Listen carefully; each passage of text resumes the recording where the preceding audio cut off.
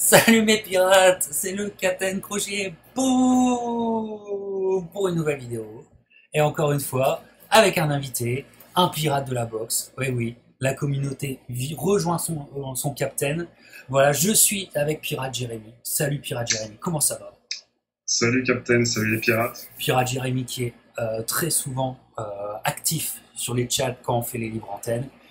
Ça fait toujours plaisir. Merci à toi parce que les libres antennes se font en live. Je parle en live, se font à des heures impossibles. Donc vous êtes vraiment des fous.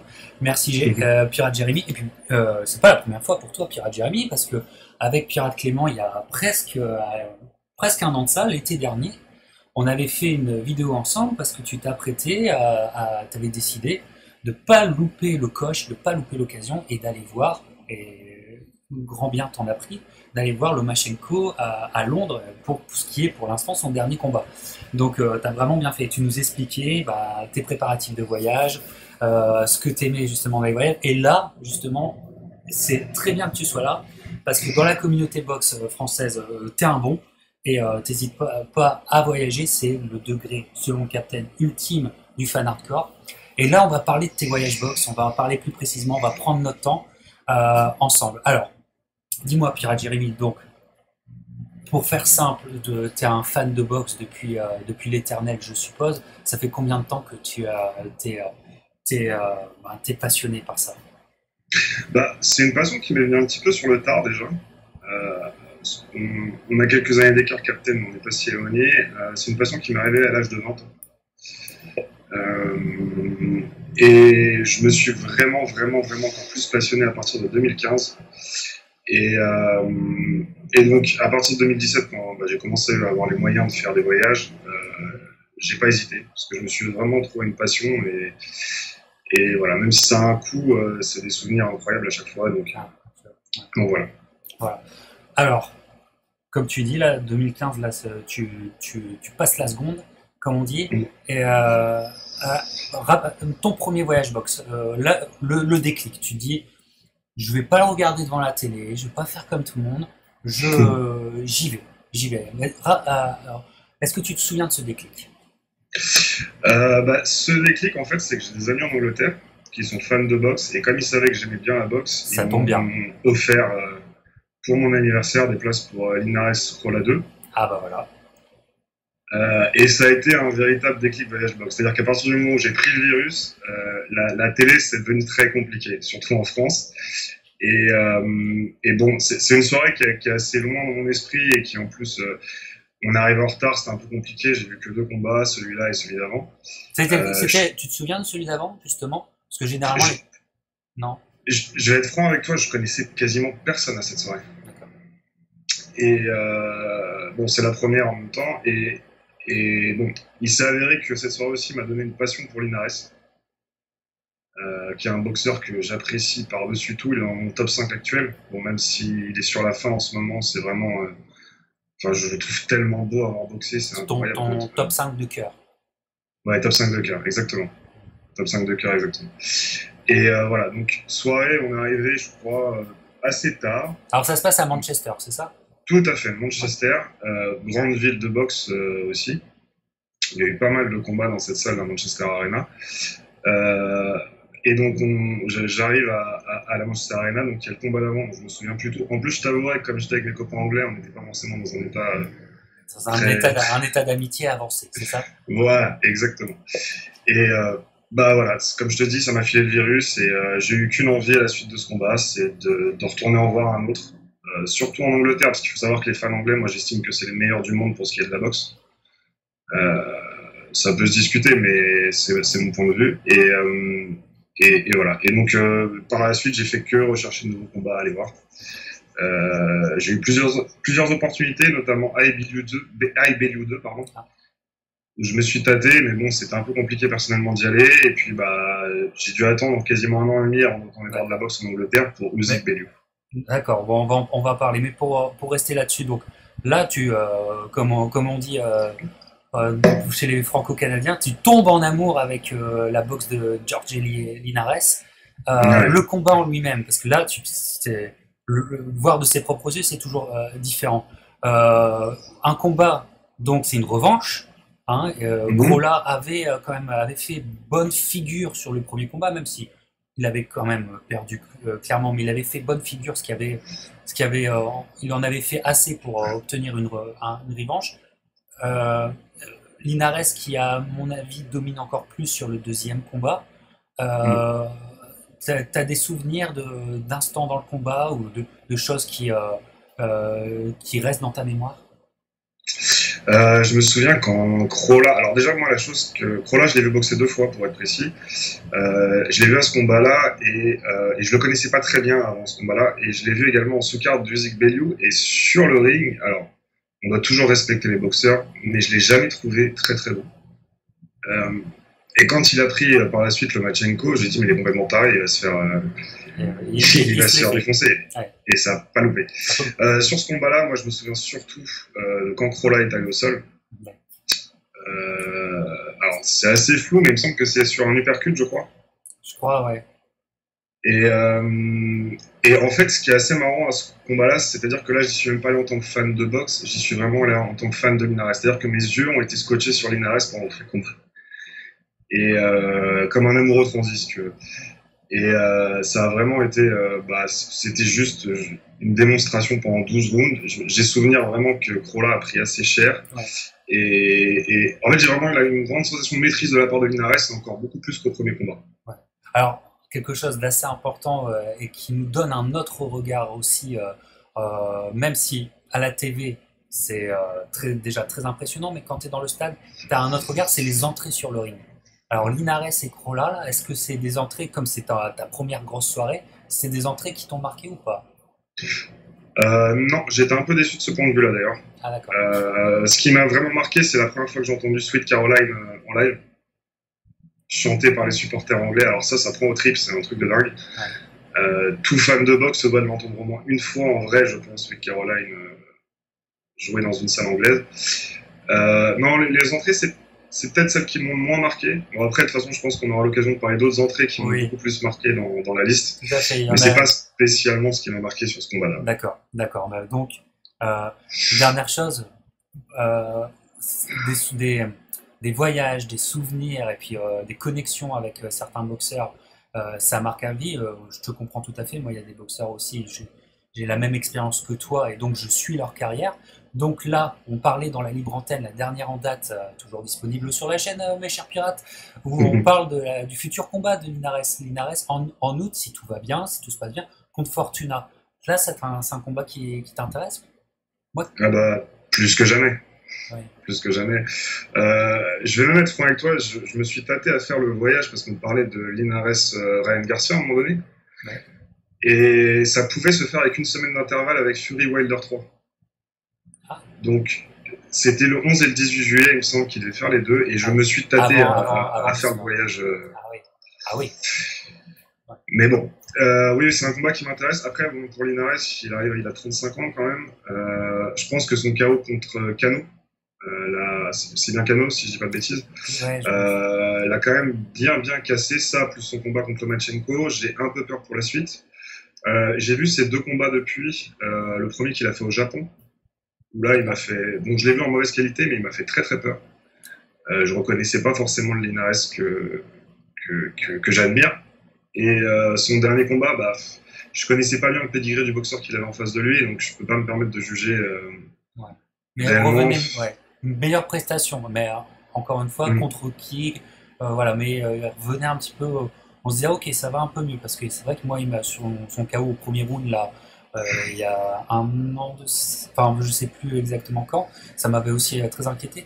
Moi, tu sais, la ouais. petite intuition que j'ai, c'est que c'est ce genre de boxeur qui doit traîner une blessure qui le fait cogiter.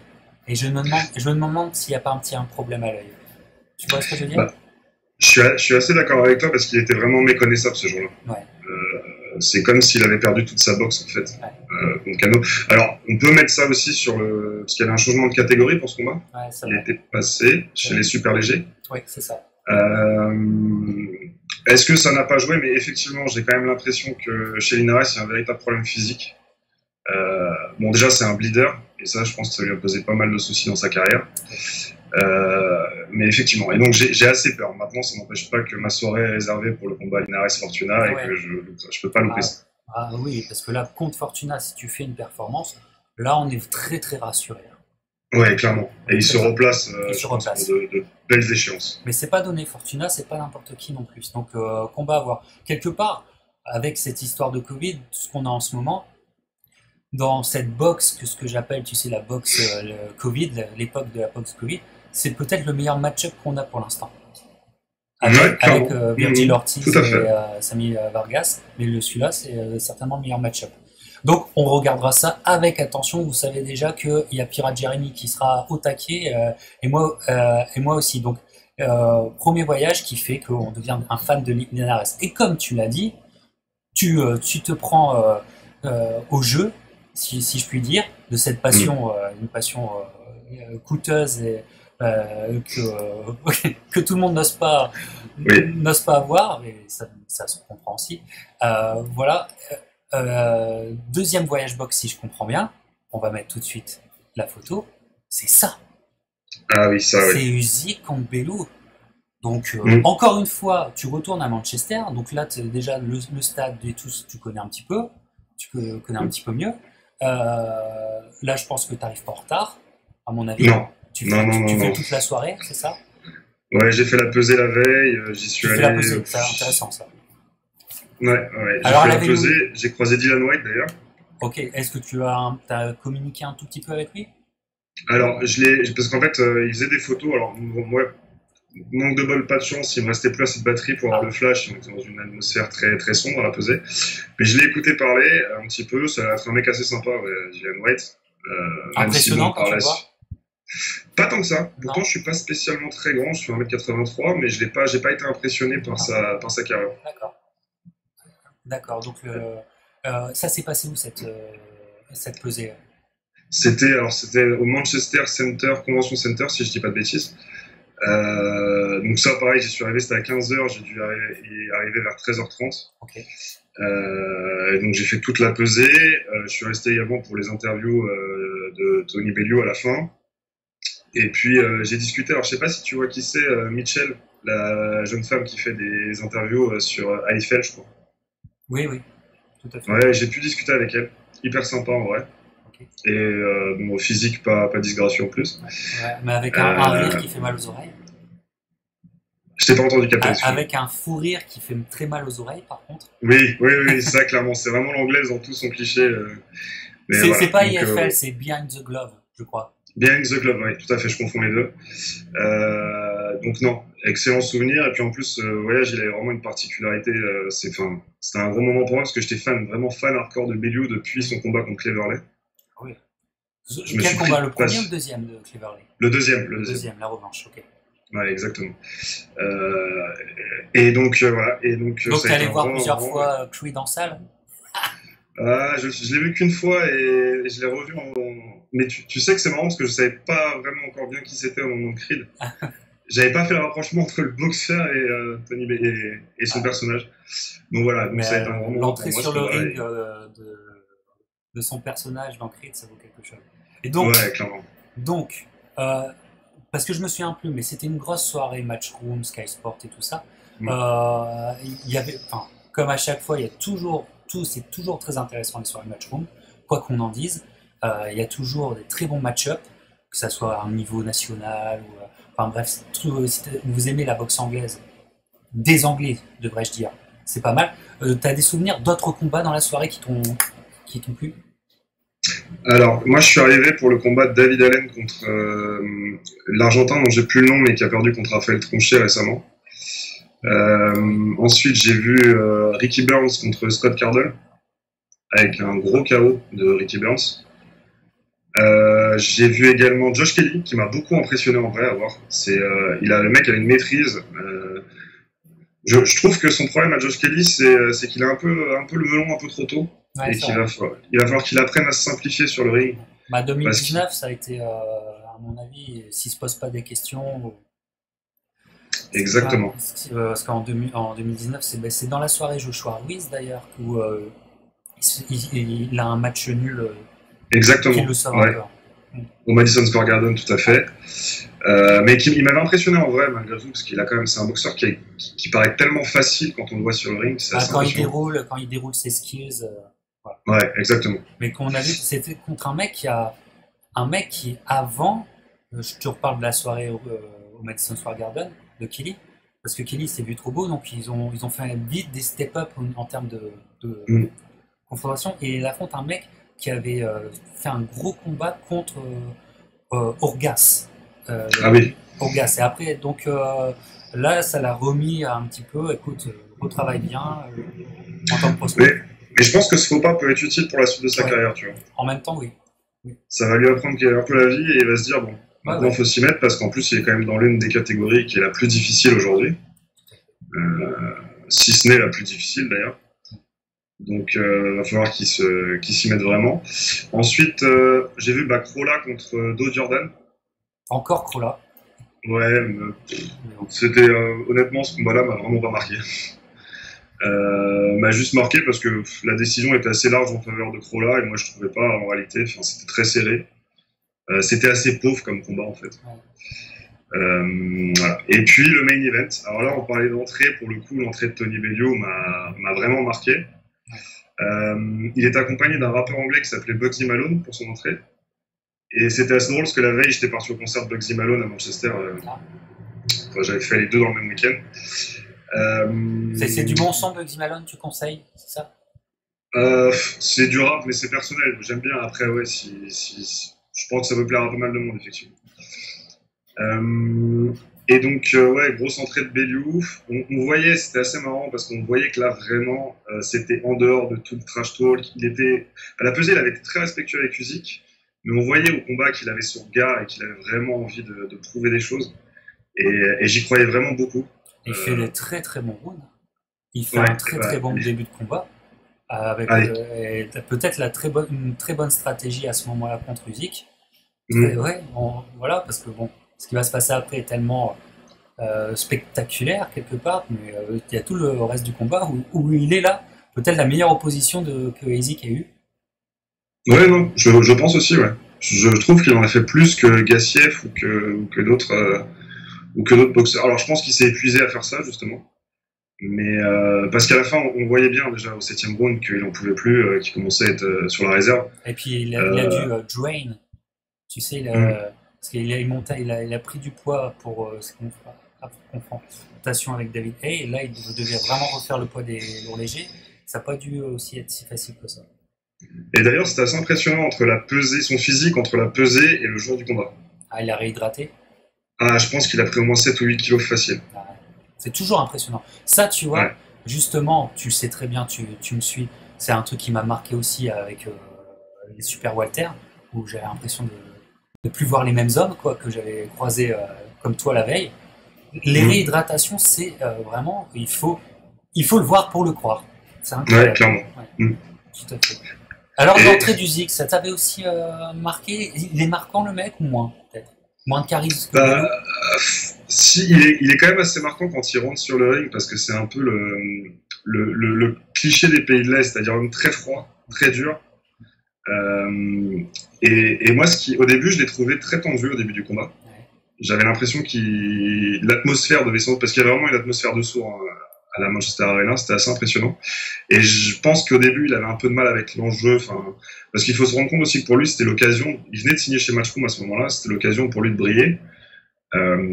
Et par contre, quand la machine s'est lancée à partir du 5e round, parce que j'ai trouvé que c'est vraiment là où il a upgradé de niveau, là, il est vraiment très impressionnant, par contre. Et Bellew a plus trop vu le jour après. Est-ce que tu avais l'impression, de voir un lourd léger sur le... Ou est-ce que tu avais l'impression de voir un léger, tu vois, qui bouge comme un léger, tu vois ce que je veux dire? Usyk ? Oui. Ah oui, Usyk, c'est un léger, clairement. Très clairement, c'est un léger. Ça, c'est vraiment hyper impressionnant dans sa façon de bouger. Et ça m'a vraiment marqué. Ouais. Et donc, arrive ce chaos extrêmement spectaculaire et assez effroyable. Ouais. Là, ça a dû être l'effroi dans le stade. Qu'est-ce qui s'est passé? Ouais. Bah, déjà, moi, pour te remettre j'étais vraiment à fond dans le combat. Mais quand je te dis à fond, rien ne pouvait me perturber. Et déjà, quand on voit un moment donné qui titube avant que Usyk met le dernier droite-gauche qui fait tomber, là j'ai fait c'est bon, c'est terminé. Et je te cache pas que j'étais dégoûté. Bon, j'ai fait toute la soirée après, j'étais vraiment de mauvaise humeur. Mais ouais, effectivement, la chute d'ambiance, tout le monde est parti assez vite du stade. Il n'y avait plus que les supporters ukrainiens qui étaient assez nombreux d'ailleurs. Et voilà. Mais très gros souvenir malgré tout, parce que Bellew est un des boxeurs qui m'a le plus marqué, et c'était son dernier combat, et j'y étais, donc je suis assez fier de ça. Et puis en plus, tu as pu comparer une ambiance quoi, entre Linares Crolla 2 et celle-là, tu as vu que dans le même endroit, on pouvait encore repousser le niveau de l'ambiance à un nouveau palier. Quoi. Ça doit être aussi très impressionnant ça. Bah, d'autant plus que le combat était un peu spécial, parce que tu avais les 4 ceintures en jeu. Ouais. Et si je dis pas de bêtises, c'était le tout premier en Angleterre. Et on sentait quand même, et en plus Tony Bellew, je pense que c'est vraiment une personnalité qui est adorée en Angleterre. Parce que toute la ville de Manchester, en fait, partout, tu voyais des affiches pour le combat, tu voyais les bars qui le passaient, c'était assez impressionnant. Ouais. Ouais. Ça aussi, t'es allé au stade en Angleterre, mais tu peux confirmer que un grand combat en Angleterre, c'est un phénomène de société. C'est-à-dire que les gens vont au bar, c'est ça qui est diffusé. En gros, c'est comme un très grand match de football en France. Ah, c'est même plus qu'un très grand match de football en France, je pense. On rêverait d'avoir cet Anglais, engouement-là. On rêverait en France d'avoir cet engouement-là. Tu t'imagines, tu marches dans tous les bars de ta ville et c'est ça qui est diffusé. Quoi. Bah, mis à part la Coupe du Monde, on l'a pas. La Coupe du Monde de foot, on l'a pas du tout. Mais les Anglais sont vraiment très attachés à leur champion. C'est quelque chose, ils sont très chauvins à ce niveau-là. Et moi, c'est vraiment quelque chose que j'apprécie, parce que je pense que les champions, ça les aide. On voit en France, par exemple en boxe, il est très compliqué pour un boxeur français, aussi talentueux soit-il, de se faire une carrière. Pourquoi? Parce qu'il n'a pas d'appui derrière lui, et qu'on n'est pas un pays de boxe déjà, naturellement. En Angleterre, ils n'ont pas ce problème-là. Un champion, à partir du moment où il est bon, il sera forcément appuyé, il va forcément percer. Ouais.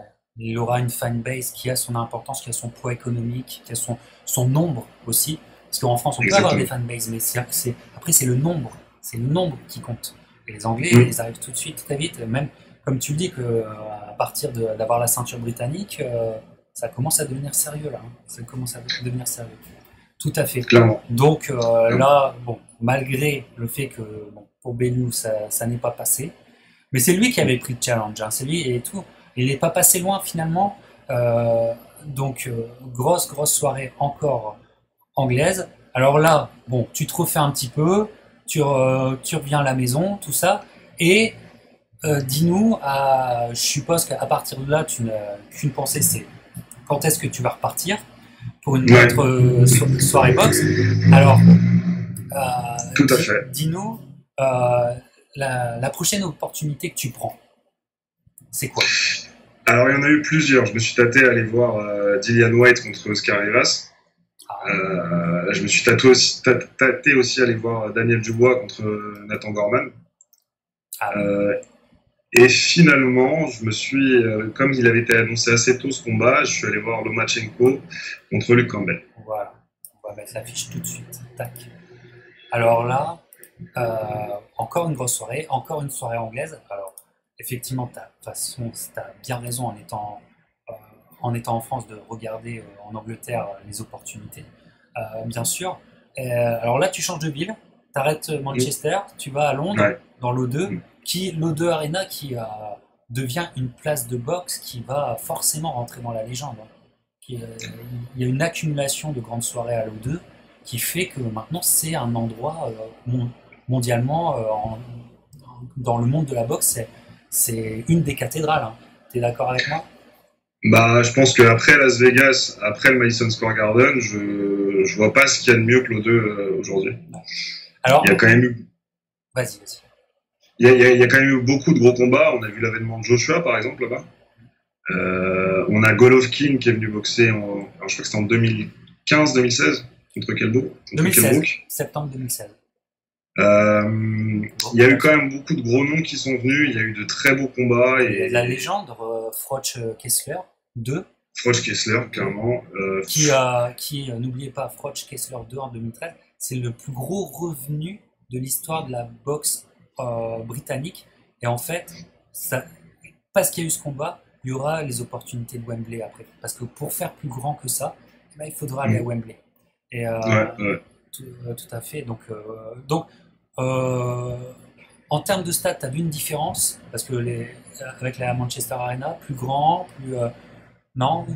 Il me semble que la Manchester Arena est un tout petit peu plus grande, Ah, de 1000 ou 2000 personnes. Et vraiment, la Manchester Arena est vraiment impressionnante. Bon, l'O2 l'est tout autant. Par contre, c'est un peu un autre public box, j'ai trouvé. Alors, est-ce que c'était lié à Lomachenko? Mais j'ai trouvé que c'était un public, entre guillemets, un peu plus bourgeois pour le combat de Lomachenko-Campbell. Et peut-être un petit peu moins connaisseur. ah, intéressant. Mm. Intéressant. Mais bon, gros événement, donc je pense que ça drainait aussi. Ils ont été à Londres, dans la capitale, donc ça a drainé un peu la haute société londonienne. Ouais, peut-être aussi. T'as Paris, t'as le reste de la France, t'as Londres et t'as le reste de l'Angleterre aussi. Tout à fait. Exactement. Et l'OMA aussi, c'est vrai que c'est beaucoup plus cérébral. C'est moins une guerre de poids lourds à la White Chisora, tu vois. C'est peut-être pas le même public aussi qui va venir. Non, clairement. Et puis bon, l'OMA, ça reste malgré. C'est le génie de notre époque en termes de boxe. Ouais. Donc je pense que tout le monde voulait voir ça. Et puis. Ouais. Donc toi, tu pourras dire j'ai vu l'OMA en vrai. Comme ouais. J'ai vu l'OMA en vrai. La soirée en elle-même, t'as d'autres souvenirs que le main event? J'ai le souvenir du combat Martinez contre. J'ai oublié son nom. Quand Martinez a donné un coup alors qu'il avait déjà fait tomber son adversaire. Ah oui, et c'est pas contre la terreur mexicaine? C'est Martinez, le Mexicain, c'était contre un Anglais. Oui, j'ai plus le nom j'ai oublié son nom. Un peu blondiné. Oui, ouais. Et ça m'avait marqué parce que je me suis dit, c'était vraiment idiot parce qu'on voyait que son opposant, il lâchait le combat, là, il n'en pouvait plus. Il s'en prenait plein la gueule. Martinez, c'est une des plus grosses terreurs de la boxe actuelle. Il fait peur. Oui. On l'a vu dernièrement. On l'a vu dans la dernière grosse soirée boxe sur DAZN, tu sais, la soirée Mickey Garcia, Jesse Vargas. Il était en sous-carte. Avant Chocolatito, il y avait Martinez. Regarde le combat. Et le mec, encore un Anglais, le mec en face fait le match de sa vie.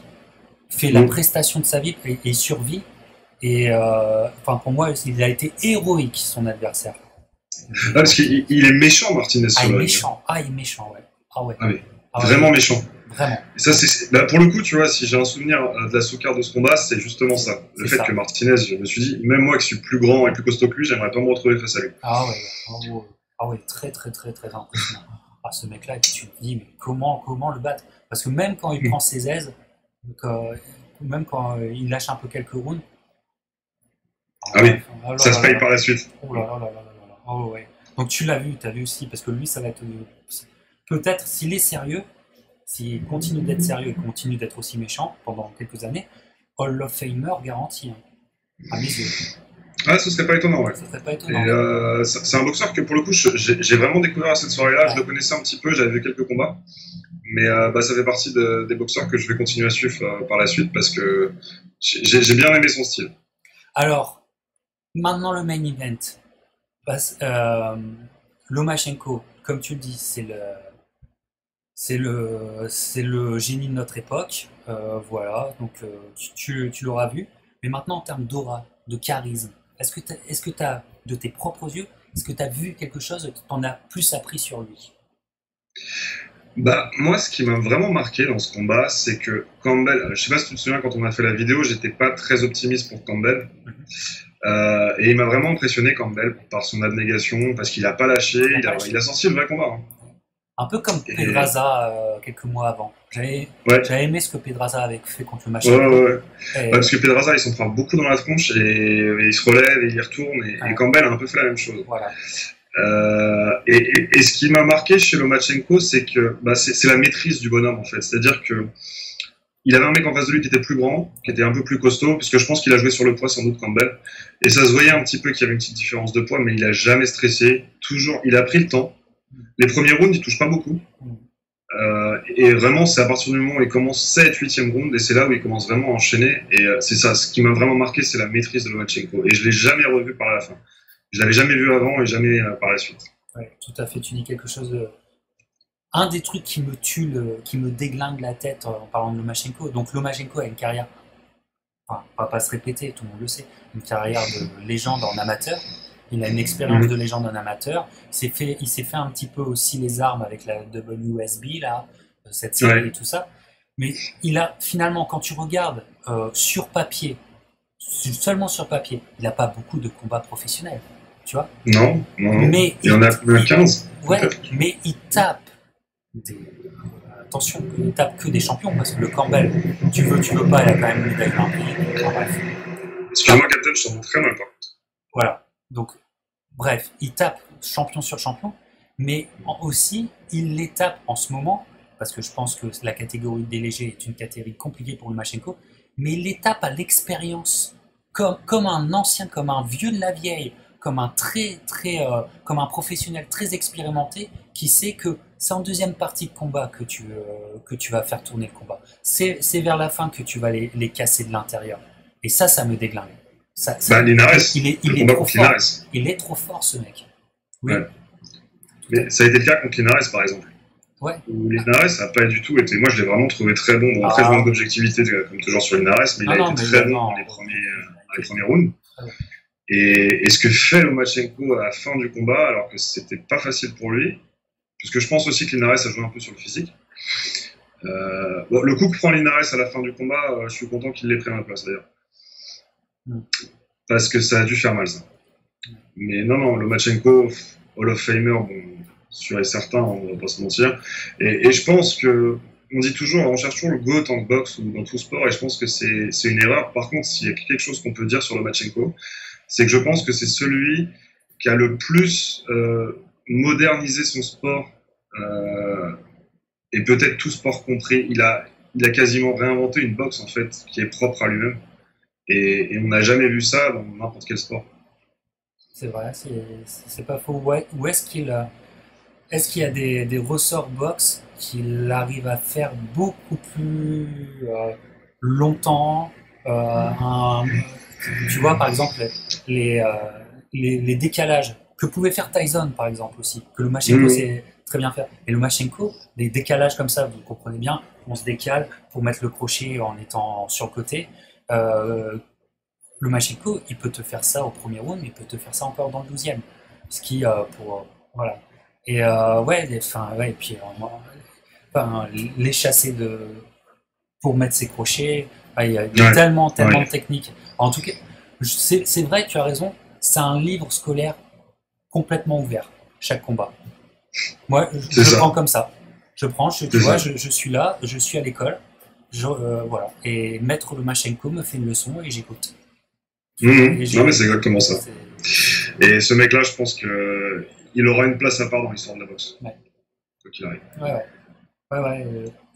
Mais je te dirais, pour être un petit peu, pas taquin, mais pour faire un peu l'avocat du diable, je suis là complètement d'accord avec toi. Je suis complètement d'accord. Si je devais faire l'avocat du diable, je te dirais qu'il y en a un autre que je vois au-dessus de Lomachenko. Un seul que je vois au-dessus de Lomachenko. Pourquoi ?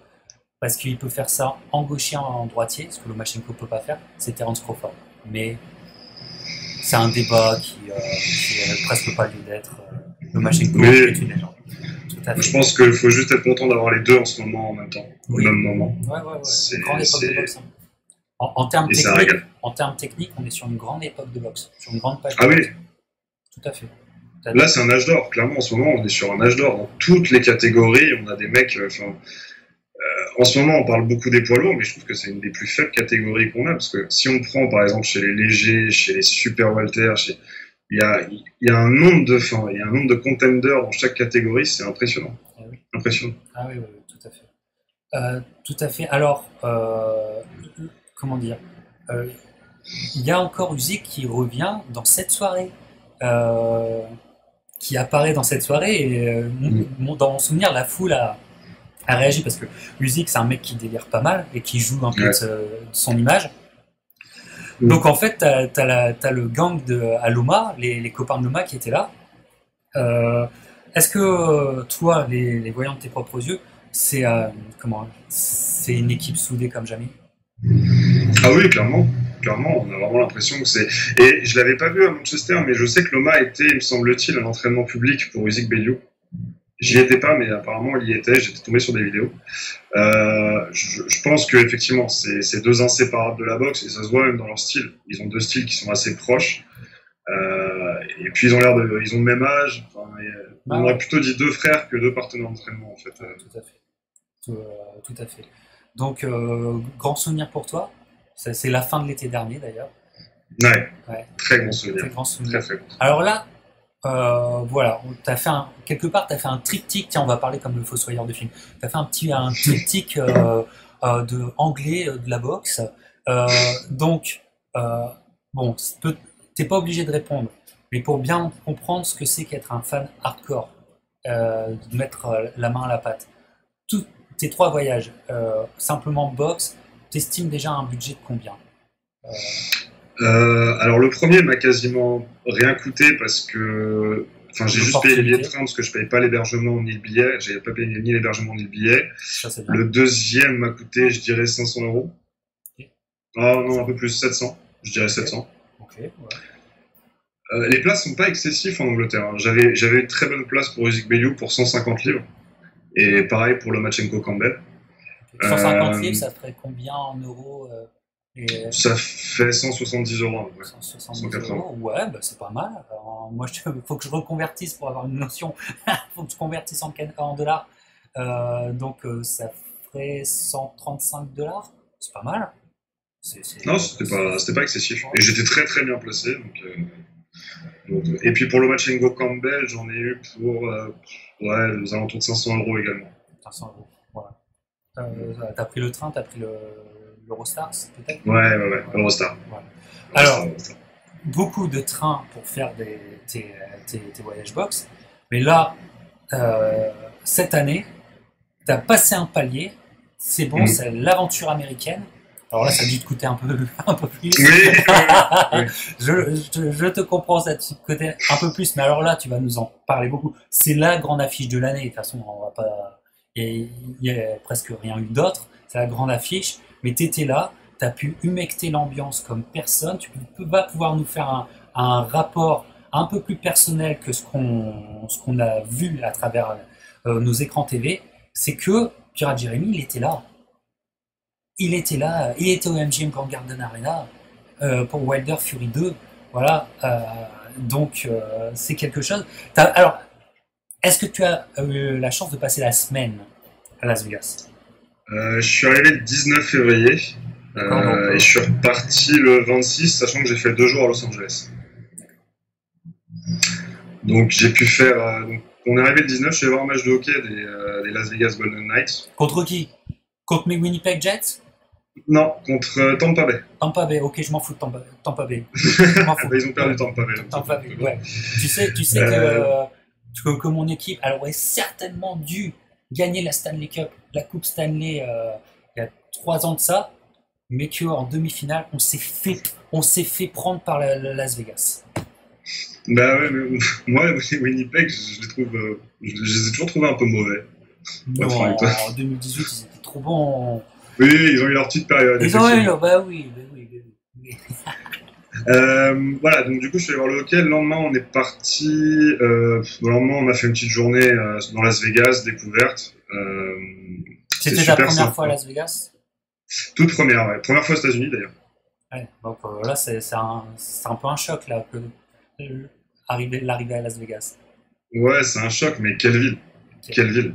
C'est génial. Ouais, Moi, j'ai adoré. ouais, Et justement, on parlait d'avoir chopé le virus des voyages box, mais moi, j'ai chopé le virus des voyages box à Vegas. Et ça, ouais, c'est ah encore bah, plus emmerdant. je te comprends. Moi, Ouais. ouais, c'est une ville très particulière. Mm. En plus, je pense qu'on a un œil, en étant français, francophone, on a un œil sur plein d'aspects que mes copains, mes copines n'ont pas, sur l'architecture ou le goût, par exemple, tu sais. Mais, mais malgré tout, malgré ce qu'on en dit, on peut dire tout le mal de Las Vegas. Euh, c'est fun, Ouais. c'est fun en Mm. tabernacle. Ouais, Euh, ouais. et donc, moi, ce qui m'a, dans mes soirées, enfin mes séjours box à Las Vegas, ce qui m'a toujours impressionné, c'est que les hôtels sont, bah, tu l'as bien compris, sont des villages. tu peux rester dans l'enceinte d'un hôtel sans vraiment en sortir et pratiquement faire comment dire, ton séjour dans un hôtel. C'est un village. Et donc, tu as tout. Ce qui est bien quand tu es un fan de boxe, c'est que tu as tout le microcosme boxe qui sera là, qui sera dans l'hôtel. C'est-à-dire que tu marches et tu vas croiser un entraîneur, et tu vas croiser un boxeur, et tu vas croiser un journaliste.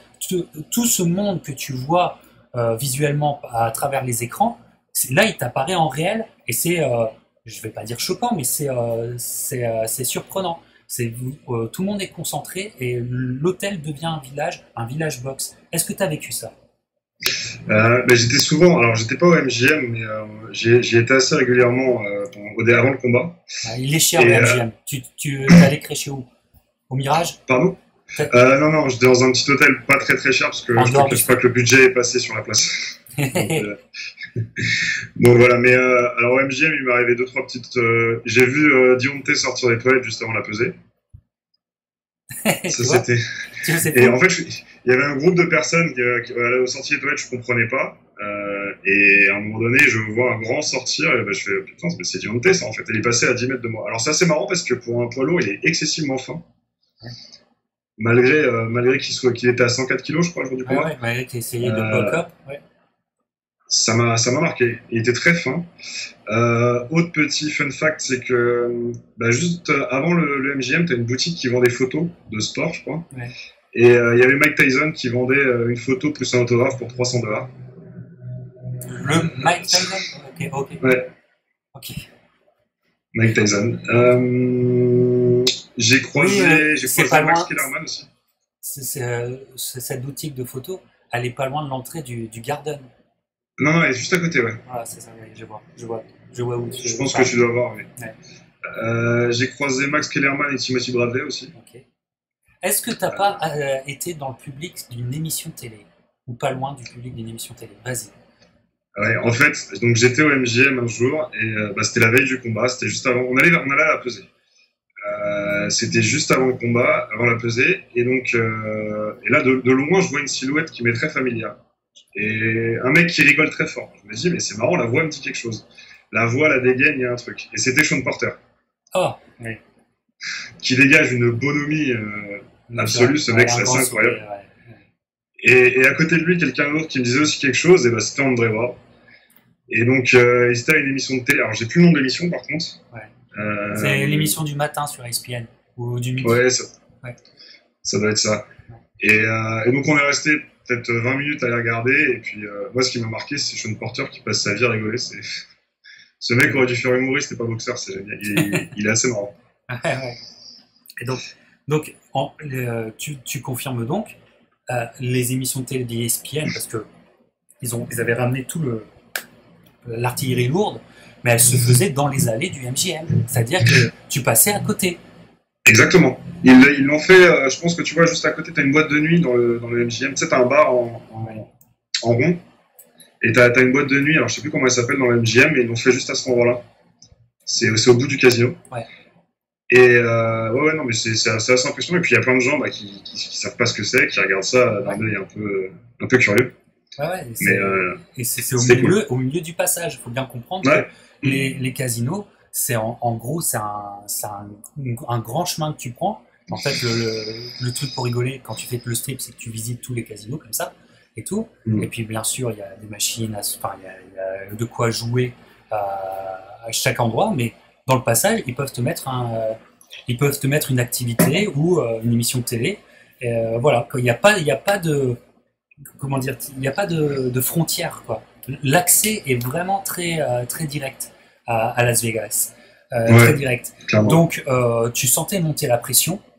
Raconte-nous le jour du combat, ton arrivée au MGM, parce que le MGM, en fait, il y a un grand mur d'entrée avant de rentrer dans le. Donc, ça fait un grand entonnoir de personnes qui s'amassent dans le Garden. Et là, généralement, l'ambiance est électrique. Qu'est-ce qui s'est passé pour toi? Alors déjà, il faut savoir que quand tu passes du MGM, tu traverses le foot court pour aller à l'Arena. Et là, tu avais plein d'Anglais qui étaient en train de se la mettre depuis 10h du matin. C'est ça. Donc moi je suis arrivé au combat, il devait être 17h, 17h30 à peu près. Donc j'arrive dans la salle, c'est là où je croise Max Kellerman et Timothy Bradley. Et je rentre dans la salle et là, comme un enfant à Noël qui a eu le cadeau qu'il voulait, tu sais, les yeux mouillés, quoi. Le rêve atteint, c'est bon. Tu rentres encore dans une cathédrale de la boxe. Exactement. J'ai eu le même sentiment, hein, vraiment, ouais. Donc, il y a quelque chose, hein, cet endroit a quelque chose. Hein. Qu'est-ce que tu en Ouais, penses? c'est assez impressionnant. C'est vraiment très très impressionnant. Euh, En plus, dans une soirée boxe, bah, t'as plein d'acteurs boxe qui se baladent dans les couloirs et tout. Enfin, c'est assez. Pareil, tu les Puis croises. c'est quelque chose. C'est un truc. C'est un voyage qui a un coût, mais tout fan de boxe doit l'avoir fait une fois. Ah, C'est comme le pèlerinage à la Mecque pour un musulman. ah non, non, mais moi, tu sais, l'année que je passe à rembourser le crédit, je suis, comment dire, je suis quand même content. Ouais, J'ai pas les boules. J'ai pas les boules parce que j'ai tellement kiffé ma vie que j'ai pas les boules. exactement, exactement. Et voilà. Donc je suis arrivé. Alors le premier combat que j'ai vu, c'était Fundera contre Lewis. Ouais, t'es arrivé dans les Donc premiers combats, hein. j'en ai vu 5 je crois. Est-ce que tu as vu le combat de un boxeur que j'aime bien, mais qui m'a fait un peu de peine ce soir-là? C'est Amir Imam. Je t'entends pas, Captain. Oui, excuse-moi. Est-ce que tu as eu l'occasion de voir un boxeur que j'aime bien et qui boxait en sous-carte et qui m'a fait un peu de peine? C'est Amir Imam. Si, je l'ai vu tout à fait. Oui, Ouais. oui. Alors non, je crois que c'est le premier que j'ai vu. Si, ça doit être celui-là. C'était Imam contre, je Je me sais plus souviens contre plus, qui. mais il est pas dedans du tout. Ouais, bah après, il m'a pas fait une si mauvaise impression que ça en vrai. Ah ouais? Ah, Ouais, il me tu vois semble la que différence? les cartes étaient assez larges pour son adversaire et ça m'avait un peu choqué sur le coup. Je l'avais pas trouvé si mauvais que ça. Ouais, les changements de catégorie aussi. Voilà. Mm. Après, donc, est-ce que dans le public, tu as des anecdotes? Est-ce que tu as vu dans les allées où tu as croisé du monde de la boxe encore euh, pendant ce temps-là? N'hésite pas à nous le dire. Mais il y a un autre Mm. combat euh, que je veux avoir ton avis parce il m'a beaucoup plu. Parce que c'est une résurrection pour moi et que c'est un mec qu'on n'analyse pas si bien que ça. C'est Charles Williams, Prince Williams, là.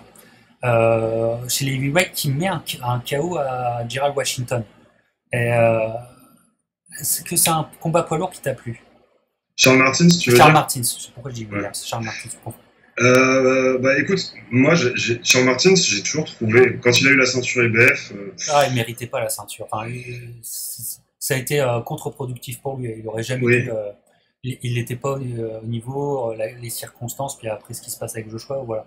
Mais je trouve qu'en Mm. fait, quand il est redevenu, il est finalement, après ce coup-là, après en fait, s'être tapé la honte de sa vie, il est devenu Mm. sérieux dans sa boxe, il est avec Manny Robles, et Mm. écoute, moi je me souviens contre Konaki, ils ont sorti un combat poids lourd à l'ancienne, qui m'avait beaucoup plu, et puis là, je trouvais que, bon, Washington qui sortait sur une grosse victoire aussi, je me dis, ça Mm. c'est un bon match-up. Oui, c'est pas l'élite de l'élite, mais ça, pour moi, ça c'est un bon combat d'encadrement.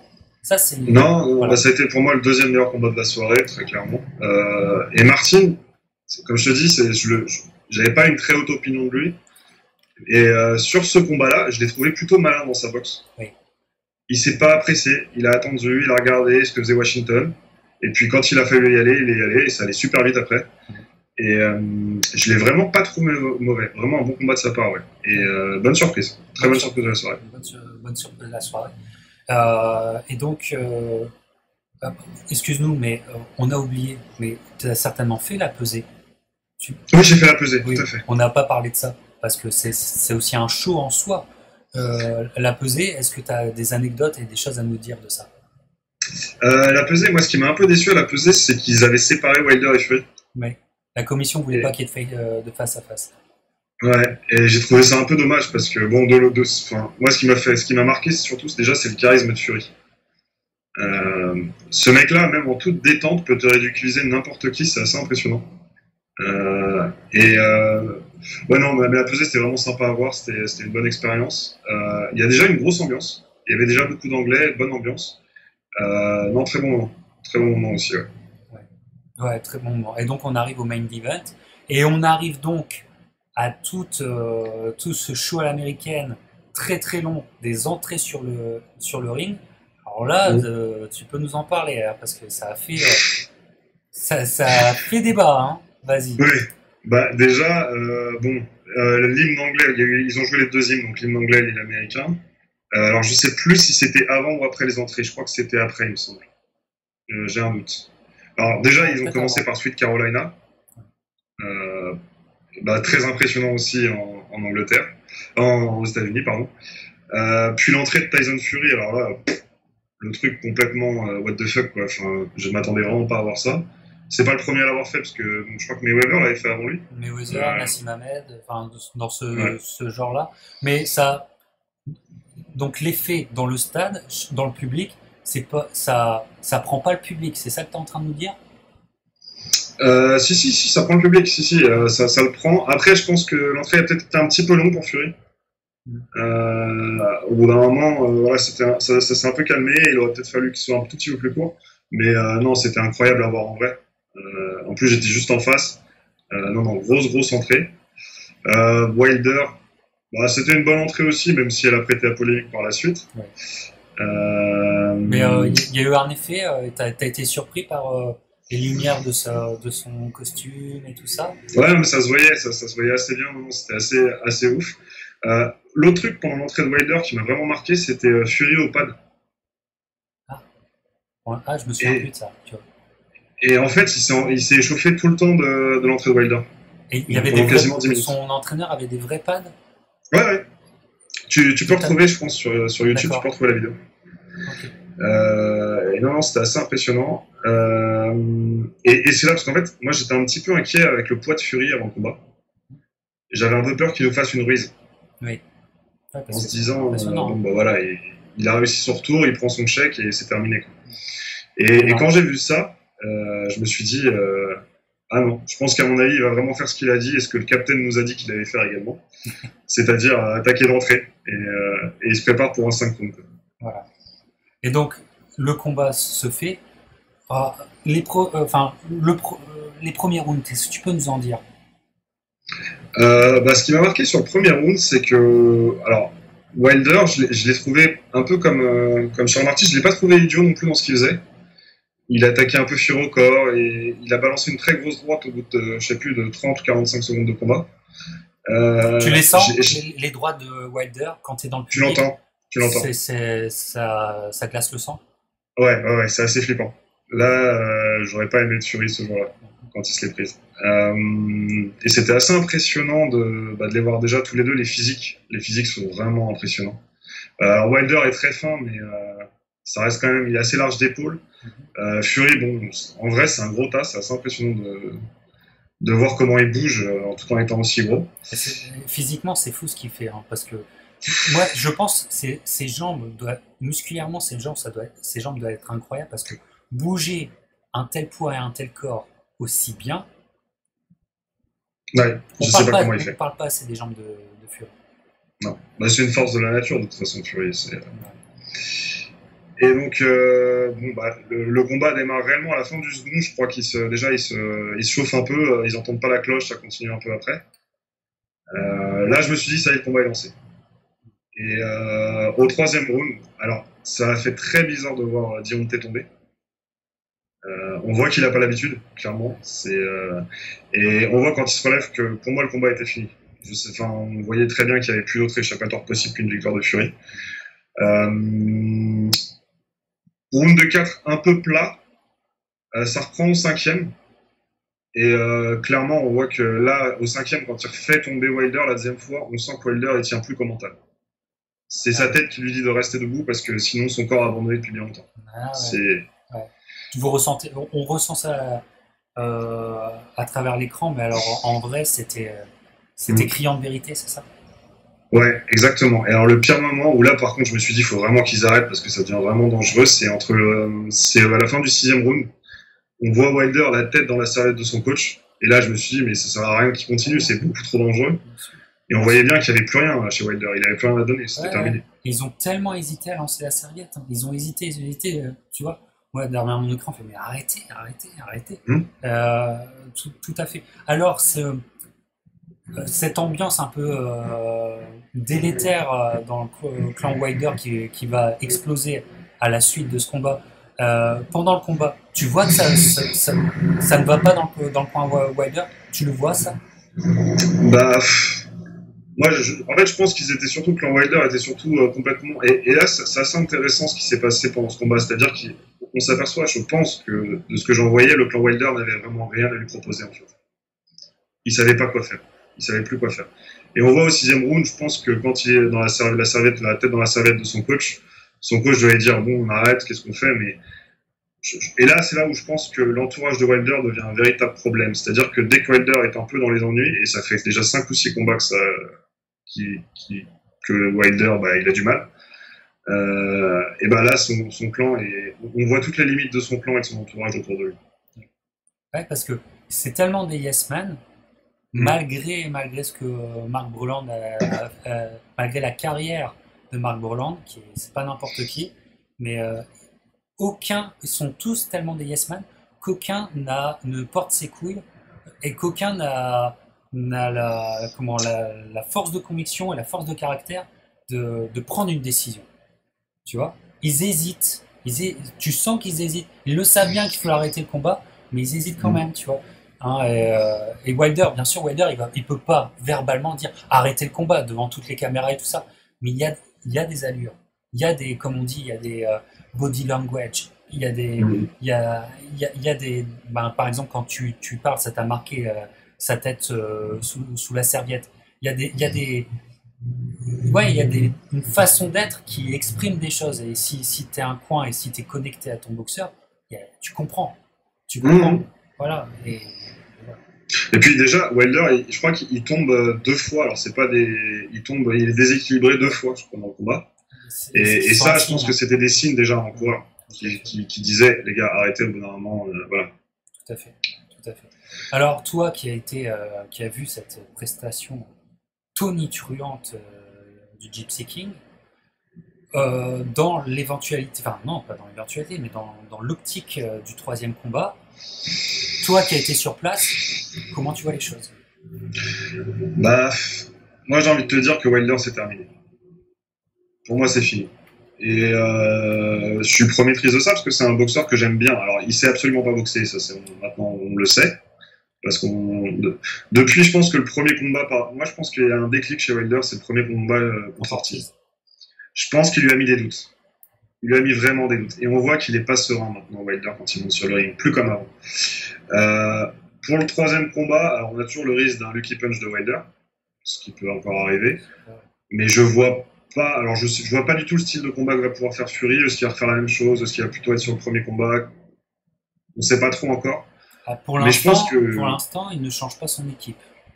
Donc, ce qui veut dire qu'il ne change pas la mentalité Krong-Jin, pour l'instant. Et ça lui va bien en plus. Et ça lui va bien. Donc c'est comme ça. Ça lui va bien. Comme quand Andy le savait. Ouais, tout à fait.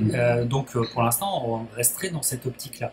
Mais bon, avec Fury, il a toujours un coup d'avance. Avec Fury, peut-être qu'il proposera encore autre chose. Mais pour l'instant, on reste sur cette dynamique Kronk. Voilà.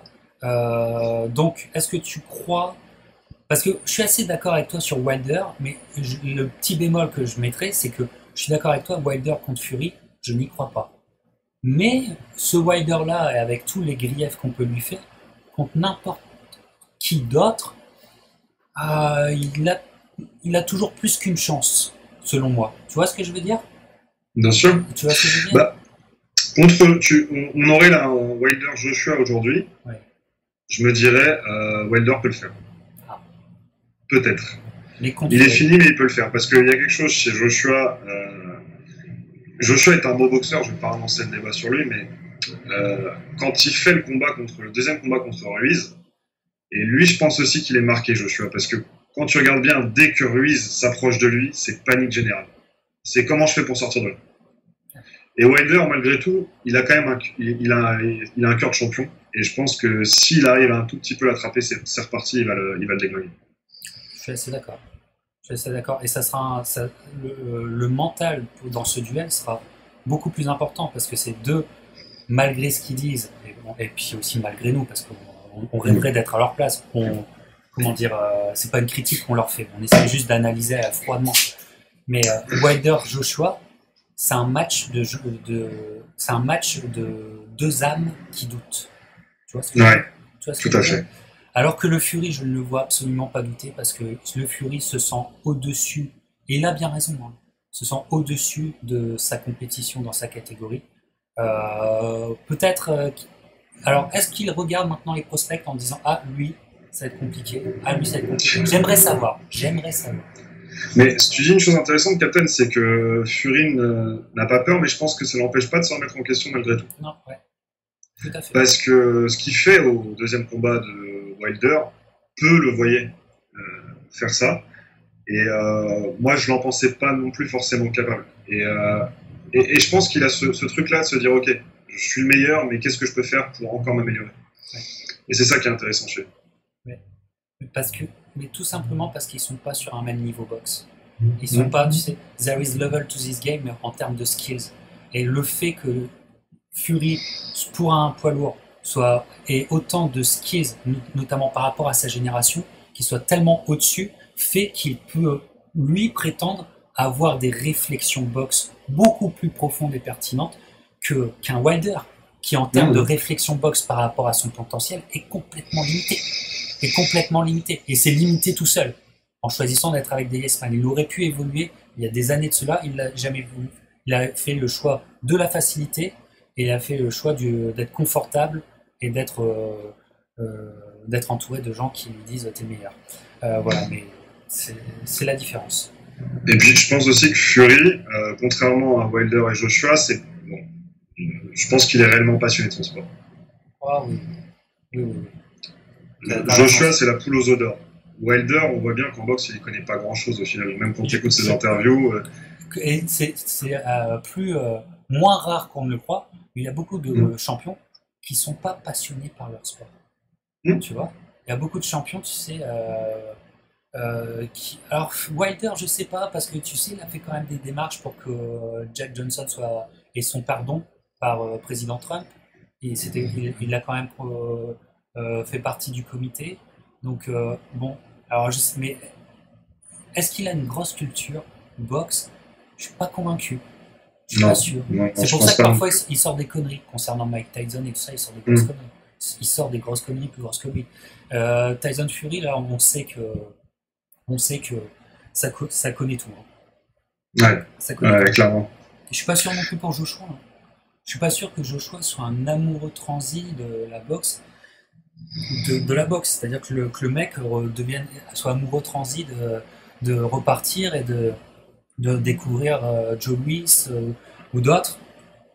Non, je pense pas non plus. Je pense pas non plus. Et c'est peut-être ça aussi qui fait une des forces de Tyson Fury, c'est qu'il respecte trop son sport pour en faire n'importe quoi. Et que on est dans un sport particulier. Parce que parfois, c'est ce que je vous dis, ne croyez pas à la théorie du progressiste éternel du sport. C'est ça le problème aussi. C'est que dans le passé, parfois, tu as les clés. T'as les clés pour gagner. Tu vois, il y a des champions qui, pour leur grand défi, ils vont chercher les réponses dans le passé. Ils vont voir des champions du passé et ils amènent des choses. Donc, il y a toujours une régénération par le passé. Mais sauf que quand tu es dans une idéologie progressiste du sport, c'est-à-dire que le sport, ça a toujours évolué vers le meilleur, c'est-à-dire, je sais pas, le football actuel est forcément meilleur que le football il y a 30 ans, tu sais, je sais pas, je veux pas rentrer dans la théorie du football, c'est juste un exemple. En boxe, c'est bancal, c'est un raisonnement totalement bancal. Bah, c'est un sport assez conservateur là-dessus, je pense. Ouais, mais écoute, regarde, simplement, on va dire, il faut que tu t'améliores ton inside game. Il faut que tu l'améliores, parce que tu as un combat qui va se jouer là-dessus. Est-ce qu'il n'est pas préférable pour toi d'étudier comme jamais Roberto Duran? Bien sûr. Voilà. Bien sûr. Mais clairement. Bien sûr, voilà. Et donc il faut repartir dans les années 80, dans les années 70 d'ailleurs, de Roberto Duran. Alors que le mec actuel, il dit, alors c'est qui la vedette actuelle où je peux apprendre quelque chose? Ah non, c'est pas comme ça qu'il faut réfléchir. Ouais, clairement. Et Tyson, je sais que sa mentalité, c'est ça. Mais moi, il y a un truc que j'aimerais dire quand même sur Fury, parce que je trouve qu'on le sous-cote un peu actuellement. D'autres chaînes françaises, par exemple, l'autre jour, je lisais, je crois que c'était le top 10 de Box Attitude avec Vincent. Et BoxRec l'avait mis deuxième, il me semble, et ils avaient dit oui, mais non, il est quand même. Mais je pense qu'on se rend pas compte que ce mec est quand même spécial pour son époque. Tyson Fury, ça restera un boxeur qui va marquer, un peu comme ce que je disais tout à l'heure pour Lomachenko, mais c'est un mec qui va marquer la boxe réellement, comme l'ont fait peu de poids lourds au final. Et ce mec est vraiment spécial. Ce qui fait contre Fury, personne ne l'attendait, à part le Captain et les Pirates. Mais après le premier combat, où il a tourné, il a boxé, il a fait le boxeur, là, il a joué le rouleau compresseur. Est-ce qu'on pouvait s'attendre à ça de sa part? Ça veut dire que ce mec-là, en plus, il sait se faire mal, il sait boxer, il sait faire autre chose. Et il est vraiment spécial pour son époque. Et je pense que c'est un très très grand champion d'aujourd'hui. Bien sûr, c'est un très très grand champion d'aujourd'hui. Et puis d'ailleurs, qu'on parlait de quelqu'un qui se remet en cause et qui a une vraie réflexion pugilistique. Mais ne crois-tu pas comme moi que la clé aussi du deuxième combat va se chercher dans le premier, où bon, il est KO au dernier round et il revient de l'enfer. Mais regardez la dernière minute du 12e round du premier combat. Est-ce que Fury se dit pas, mais merde, mais en fait, si je fais le rouleau compresseur, je l'ai dans les points, ce mec. Je l'ai dans les points. Regardez le gauche-droite qui lui met un moment, qui secoue Wilder juste avant la cloche. Est-ce que de là ne vient pas le deuxième combat? J'en suis persuadé. Parce qu'il a cette sensation-là. Et avec qui il va en parler de cette sensation-là tout de suite dans les vestiaires avec Andy Lee. Et là, le truc se met en place. Non, clairement. Je suis entièrement d'accord avec toi là-dessus. Le truc se met en place. Alors, par contre, en fait, pour le pound for pound, ce qui est compliqué avec Tyson Fury, à la différence de Lomachenko, c'est que Tyson Fury, il y a cette carte qu'on ne peut pas lui enlever, c'est que c'est la carte physique. C'est tellement un physique atypique, c'est tellement un mec qui a conscience de son physique et qui sait en jouer, parce que tout le monde ne sait pas jouer de son physique, tout le monde ne sait pas jouer, que il y a aussi cette carte-là, et que quand ça va mal pour Tyson Fury, dans le passé, regardez bien les rares moments où ça allait mal, et ben il a remis la carte du physique, tu sais, il a fait peser son physique, et il a été dans le dirty, mais il fallait aller dans le dirty, vas-y let's go, avec son physique, ce que peut pas faire un Lomachenko, par exemple. Oui. Ce que peut pas faire un Lomachenko qui lui est en sur-régime, parce que les légers c'est déjà pas sa catégorie. Donc c'est peut-être ça aussi qui fait que les analyses quand ils sont dans le pound for pound, c'est pour ça que je mettrais toujours Loma au-dessus de Tyson Fury, mais il est dans le top 5 sûr. Oui. Donc, écoute, Pirate Jérémy, ça fait vraiment plaisir parce que j'étais content que tu sois avec moi parce que on se fait du bien un petit peu, on s'oxygène un petit peu l'esprit. Les voyages, c'est pas pour maintenant dans le monde actuel. Donc on parle de nombreux souvenirs, mais si le Captain, ça coupe. C'est parce qu'il y a du trafic à côté de toi. Dans le futur, quand on pourra voyager de nouveau et refaire des combats à boxe, parle-nous d'un voyage de rêve, ton futur voyage de rêve qui arrivera forcément avec toi. Ça sera il est déjà tout trouvé, ce sera à Plaine contre Benavides. Ah, tu me fais plaisir. Ouais. Alors là, où qu'il soit, t'y vas. Ah oui. Il n'y a pas de budget, il n'y a rien. Il n'y a pas d'excuses. Merci, bonsoir, je suis là. Voilà, que ça soit New York, que ça soit Los Angeles. À mon avis, c'est deux grosses places, ou Las Vegas, bien sûr, où ça va se faire. Mais je mettrai quand même une petite pièce sur New York. Quel est le plan de Benavides? Alors là, tu me fais tellement plaisir. Deux boxeurs que j'aime, différents, mais aux skills de fou.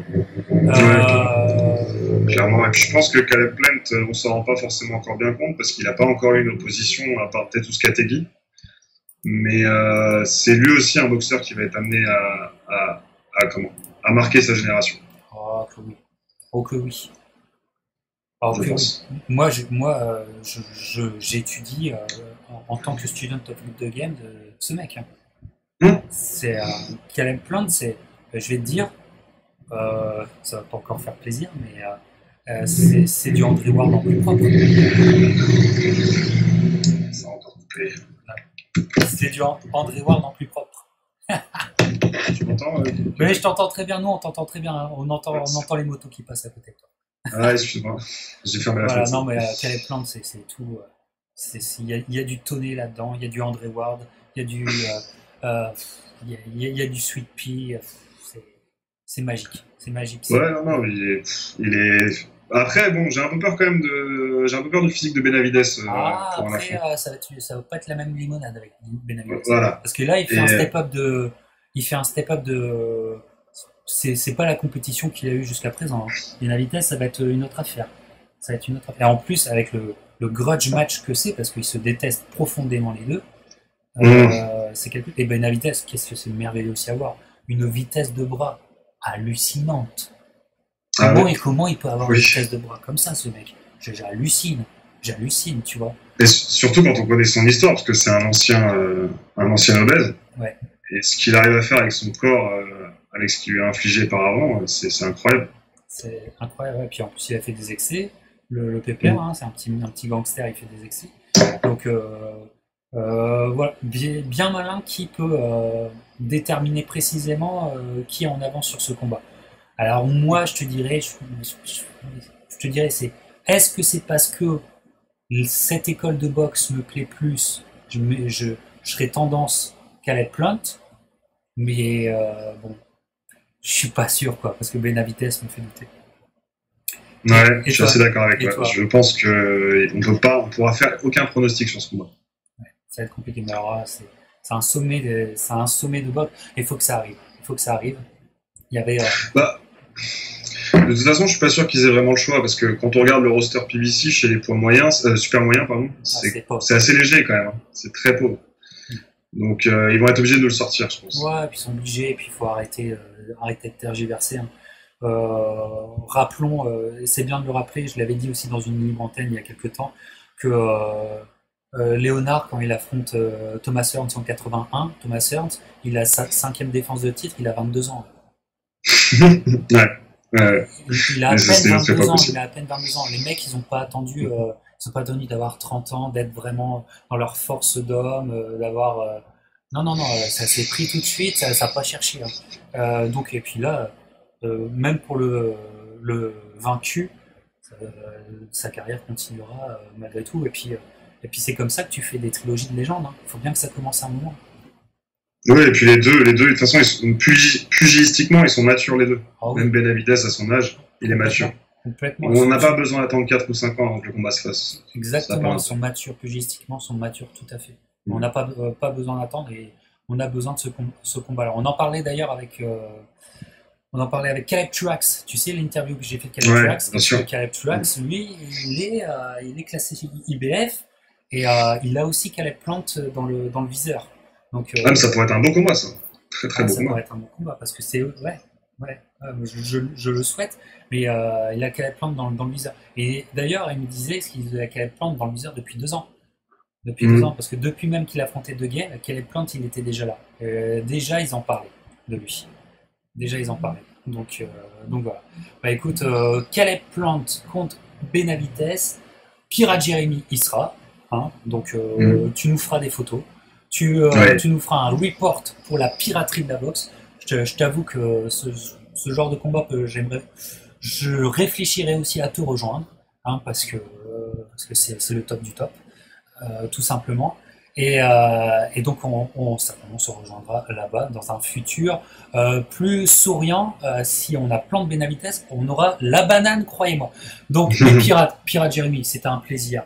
Tu reviens quand tu veux pour une prochaine vidéo de Voyage Box. Et nous les pirates, on se rejoint certainement pour une nouvelle libre antenne qui arrivera dans quelques jours. Tenez-vous prêts, abonnez-vous, mettez la cloche, soyez aux aguets. Salut mes pirates et boum!